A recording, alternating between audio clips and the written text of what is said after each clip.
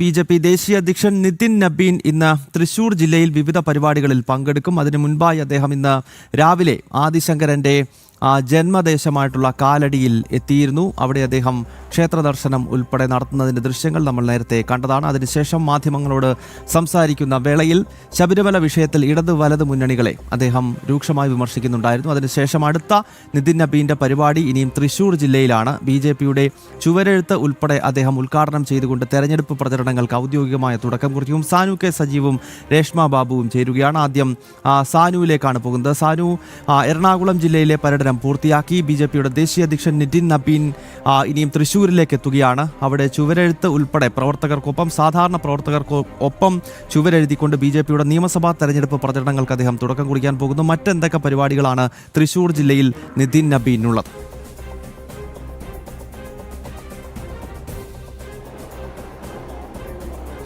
ഗൗതം, എന്തായാലും വലിയ രാഷ്ട്രീയ മാറ്റം ഉണ്ടാക്കിയ ജില്ലയാണ് തൃശ്ശൂർ. അതുകൊണ്ട് തന്നെ തെരഞ്ഞെടുപ്പ് പ്രചാരണത്തിൻ്റെ പ്രവർത്തനങ്ങളുടെ ഒരു തുടക്കവും തൃശ്ശൂരിൽ നിന്ന് തന്നെയാണ് ബി.ജെ.പി. തുടങ്ങുന്നത്. നമ്മളിപ്പോൾ കാണുന്നത് ഒല്ലൂരിലെ 164 നമ്പർ ബൂത്തിലാണുള്ളത്. ഇവിടെയാണ് അദ്ദേഹം ഈ ചുവരെഴുതിക്കൊണ്ട് ബി.ജെ.പിയുടെ സംസ്ഥാന തലത്തിൽ തന്നെ തെരഞ്ഞെടുപ്പ് പ്രവർത്തനങ്ങൾക്ക് അല്ലെ പരസ്യ പ്രചരണത്തിന് ഔദ്യോഗികമായിട്ടുള്ള തുടക്കം കുറിക്കുന്നത്. ഇവിടെ അല്പസമയത്തിനുള്ളിൽ ദേശീയ അധ്യക്ഷൻ എത്തി ഇവിടെ ചുവരെഴുതും. അതിനു വേണ്ടിയിട്ടുള്ള ഒരുക്കങ്ങളെല്ലാം പൂർത്തിയായിരിക്കുകയാണ്. പ്രവർത്തകർ, ജില്ലയിലെ വിവിധ ഭാഗങ്ങളിൽ നിന്നുള്ള പ്രവർത്തകർ ഇതിനോടകം തന്നെ ഇവിടെ ദേശീയ അധ്യക്ഷനെ സ്വീകരിക്കാനും തെരഞ്ഞെടുപ്പ് പ്രവർത്തനങ്ങൾക്കൊക്കെ ഏകോപനം നടത്താനുമൊക്കെ ആയിട്ട് എത്തിയിട്ടുണ്ട്. നിരവധി ആളുകളാണ് ഇതിനോടകം തന്നെ ഇവിടേക്ക് എത്തിയിട്ടുള്ളത്. അതുപോലെ തന്നെ വലിയ രാഷ്ട്രീയ മാറ്റം കഴിഞ്ഞ 2024 ലോക്സഭാ തെരഞ്ഞെടുപ്പിൽ വലിയ മാറ്റമുണ്ടാക്കിയ കേരള രാഷ്ട്രീയ ചരിത്രത്തിൽ, കേരളത്തിൻ്റെ രാഷ്ട്രീയ ഭൂപടത്തിലടക്കം വലിയ മാറ്റങ്ങളാണ് ഉണ്ടാക്കിയിട്ടുള്ളത്.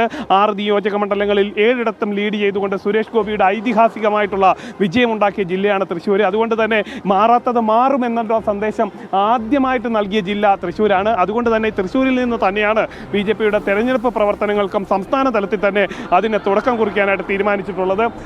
അതിന് തുടക്കം കുറിക്കുന്നത് തന്നെ ആ പാർട്ടിയുടെ, ആ പ്രസ്ഥാനത്തിൻ്റെ തന്നെ ദേശീയ അധ്യക്ഷൻ എന്നതും ഏറെ പ്രത്യേകതകളുള്ളതാണ്. അതുകൊണ്ട് തന്നെ തൃശ്ശൂരിലെ സന്ദർശനം വലിയ പ്രാധാന്യമുള്ളതാണ്.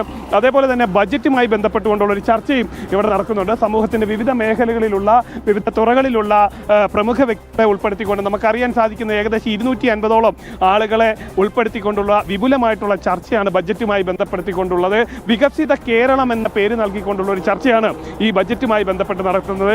എന്തൊക്കെയാണ് ഈ ബജറ്റിൽ കേരളത്തിന് വേണ്ടി നൽകുന്നത്, അത് ഏതൊക്കെ തരത്തിലാണ് അതിൻ്റെ പ്രവർത്തനങ്ങൾ, അത് ഏതൊക്കെ തരത്തിലാണ്, ഏതൊക്കെ തലങ്ങളിലേക്കാണ് അത് വ്യാപിക്കുക എന്നടക്കമുള്ള കാര്യങ്ങളെ സൂചിപ്പിക്കുന്ന തരത്തിലുള്ള ചർച്ചയാണ് ഈ ബജറ്റ് ചർച്ചയിലുണ്ടാവുക. അതിൽ വിവിധ മേഖലകളിലെ പ്രമുഖർ ആണ് ഈ ചർച്ചയിൽ പങ്കെടുക്കുന്നത്. 250ഓളം ആളുകൾ ഈ ചർച്ചയിലുണ്ടാവും. അതിനുശേഷം ബി.ജെ.പിയുടെ സിറ്റി ജില്ലാ കമ്മിറ്റി ഓഫീസിലാണ് മറ്റ് പരിപാടികളൊക്കെ വിഭാവനം ചെയ്തിട്ടുള്ളത്. ഇപ്പോൾ നമ്മളോടൊപ്പം യുവമോർച്ചയുടെ സിറ്റി ജില്ലാ അധ്യക്ഷനായിട്ടുള്ള മനു പള്ളത്തിയേരിയാണ്. എന്തൊക്കെയാണ് ഇവിടെ വിഭാവനം ചെയ്തിട്ടുള്ള പരിപാടികൾ? ഇവിടെ എന്തൊക്കെ പരിപാടികളാണ് നടക്കുന്നത്? തെരഞ്ഞെടുപ്പിന് തുടക്കം കുറിച്ചുകൊണ്ട് ബഹുമാനപ്പെട്ട ദേശീയ പ്രസിഡന്റ് നിതിൻ നബീൻ ജി നമ്മുടെ ഇവിടെ ചുമരെഴുത്ത് ഉദ്ഘാടനം ചെയ്തുകൊണ്ട് നമ്മുടെ പരിപാടി ഉദ്ഘാടനം ചെയ്യും.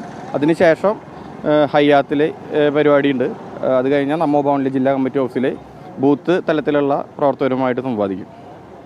മറ്റ് പരിപാടികൾ, അതായത് ഇവിടെ ഈ ചുവരെഴുതുക മാത്രമാണ് ബാക്കി, അതായത് ബജറ്റ് ചർച്ചയാണല്ലോ ഇന്നത്തെ ഒരു പ്രധാന അജണ്ടകൾ ഉൾപ്പെടുത്തിയിട്ടുള്ളത്. അത് ഏതൊക്കെ മേഖലയിലുള്ളവരാണ് ആ പരിപാടിയിൽ പങ്കെടുക്കുന്നത്? അതിൽ പൊതുവെ തൃശ്ശൂരിലെ പ്രധാന ബിസിനസ്സുകാർ, അതുപോലെ ഡോക്ടർമാർ, അങ്ങനെയുള്ള പാർട്ടി പ്രവർത്തകരല്ലാതെ പുറത്തുനിന്നുള്ള പ്രധാനപ്പെട്ടവരായിട്ടാണ് ആൾ സംവാദിക്കുന്നത്. ബഡ്ജറ്റായിട്ട് ചർച്ച നടത്തുന്നത് ഹയ്യാത്തിൽ വെച്ചിട്ട്.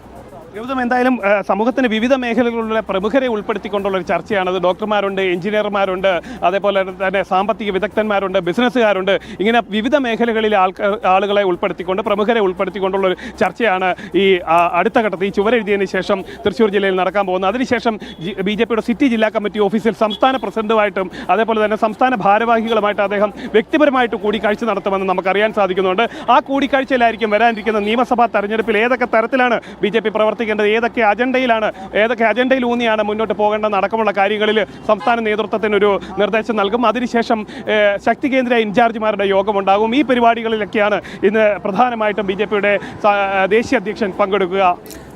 അതായത് സാനു, കഴിഞ്ഞ ലോക്സഭാ തെരഞ്ഞെടുപ്പിൽ നമുക്കറിയാം ചരിത്രത്തിൽ ആദ്യമായി ബി.ജെ.പി കേരളത്തിൽ നിന്നും ലോക്സഭയിലേക്ക് ഒരാളെ അയക്കുന്നത് അത് തൃശ്ശൂരിൽ നിന്നാണ്. അതായത് അത് BJPയുടെ കേരളത്തിൽ വരാൻ പോകുന്ന വളർച്ചയുടെ ചില സൂചനകൾ നൽകിയ ജില്ലയാണ് തൃശ്ശവിപേരൂർ എന്ന കാര്യത്തിൽ സംശയമില്ല. മാത്രമല്ല, ആ തെരഞ്ഞെടുപ്പിൽ അവിടുത്തെ നിയമസഭാ മണ്ഡലങ്ങളിലെ വോട്ട് ഷെയർ നോക്കിക്കഴിഞ്ഞാൽ ഗുരുവായൂർ ഒഴിച്ച് ബാക്കി എല്ലാ നിയമസഭാ സീറ്റുകളിലും BJP ഒന്നാം സ്ഥാനത്തെത്തിയിരുന്നു. അപ്പോൾ അത് കേരളത്തിൻ്റെ മറ്റു ഭാഗങ്ങളിലേക്ക് പ്രതിഫലിക്കാൻ സാധ്യതയുള്ള ഒന്നാണ്. അതുകൊണ്ടാണോ തൃശ്ശൂർ തന്നെ ദേശീയ അധ്യക്ഷൻ തെരഞ്ഞെടുക്കുന്നത് അദ്ദേഹത്തിൻ്റെ ആദ്യ തെരഞ്ഞെടുപ്പ് പരിപാടിയായി?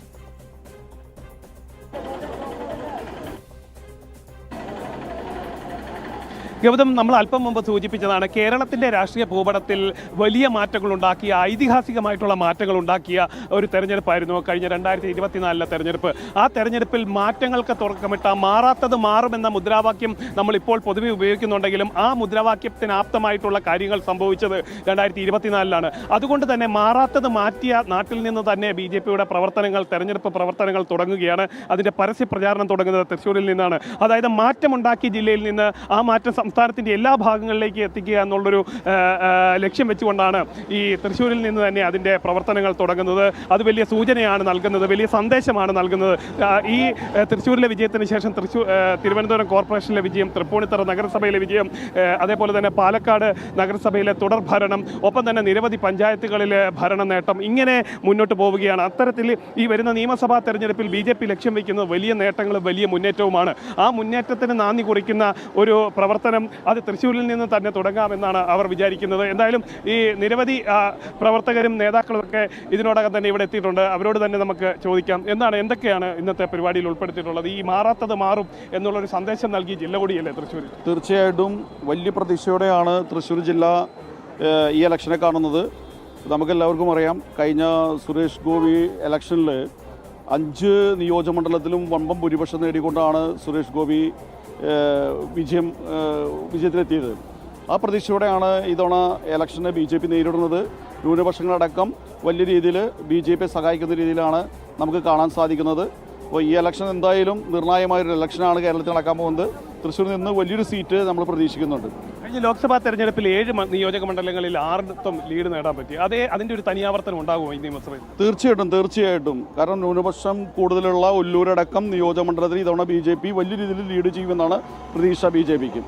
തീർച്ചയായിട്ടും അത് തന്നെയാണ്. ആ ഒരു പ്രതീക്ഷ മുൻനിർത്തിക്കൊണ്ടാണ് ഈ മാറാത്തത് മാറുമെന്ന മുദ്രാവാക്യം ഉയർത്തിക്കൊണ്ട് BJP ഇക്കുറി നിയമസഭയിലേക്ക് പോകുന്നത്. വികസിത കേരളം, സുരക്ഷിത കേരളം, അതേപോലെ തന്നെ വിശ്വാസ സംരക്ഷണം എന്നുള്ള സന്ദേശം ഉയർത്തിക്കൊണ്ട്, അല്ലെങ്കിൽ ആ ഒരു സ്ലോഗൻ ഉയർത്തിക്കൊണ്ടാണ് BJPയുടെ പ്രവർത്തനങ്ങളൊക്കെ ഈ നിയമസഭയിലേക്കുള്ള അവരുടെ പ്രചരണമൊക്കെ ആരംഭിക്കുക. എന്തായാലും അല്പസമയത്തിനുള്ളിൽ തന്നെ ദേശീയ അധ്യക്ഷൻ എത്തും. ഇവിടെ ഔദ്യോഗികമായിട്ട് പരസ്യ പ്രചരണത്തിന്റെ തുടക്കം സാനു, അതാണ് തൃശ്ശൂരിൽ നിന്നുള്ള BJP ദേശീയ അധ്യക്ഷന്റെ വരവുമായി ബന്ധപ്പെട്ടുള്ള വിശേഷങ്ങൾ സാനു കെ സജീവാണ് പങ്കുവച്ചത്. അല്പസമയം മുൻപ് അദ്ദേഹം ആദിശങ്കരന്റെ ജന്മദേശമായിട്ടുള്ള പവിത്രമായ കാലടിയുടെ മണ്ണിലും BJPയുടെ ദേശീയ അധ്യക്ഷൻ എത്തിയിരുന്നു. ശബരിമല വിഷയത്തിൽ ഇടത് വലത് മുന്നണികളെ അദ്ദേഹം രൂക്ഷമായി വിമർശിക്കുകയാണ്, രാഷ്ട്രീയ കളി നടത്തുകയാണ് എന്നാണ് നിതിൻ നബീൻ പ്രതികരിച്ചത്. ഇക്കാര്യത്തിൽ കൃത്യമായ ഇടപെടൽ BJPയുടെ ഭാഗത്ത് നിന്നുണ്ടാകുമെന്നും നിതിൻ നബീൻ പറഞ്ഞു. കാലടി സന്ദർശനം നടത്തിയ ശേഷമായിരുന്നു നിതിൻ നബീന്റെ പ്രതികരണം. समस्त केरल की जनता सुरक्षित होते हुए विकसित केरल की ओर कैसे बढ़े, इसके लिए यहाँ पूजा अर्चना भी हुई और शंकराचार्य जी का मठ का दर्शन भी हुआ। और हम पूरी तरह से केरल की जनता के साथ हैं और केरल की जनता जिस प्रकार से इस राज्य के विकास के लिए चिंतित है, हम भी उनके साथ हैं और केरल को सुरक्षित प्रदेश, विकसित प्रदेश बनाने में हम आगे बढ़ेंगे। और सबरीमाला पर जिस प्रकार से यहाँ के सत्ता और विपक्ष खेल रहा है, हम पूरी तरह से उसके लिए लड़ाई लड़ेंगे और जस्टिस लेकर रहेंगे।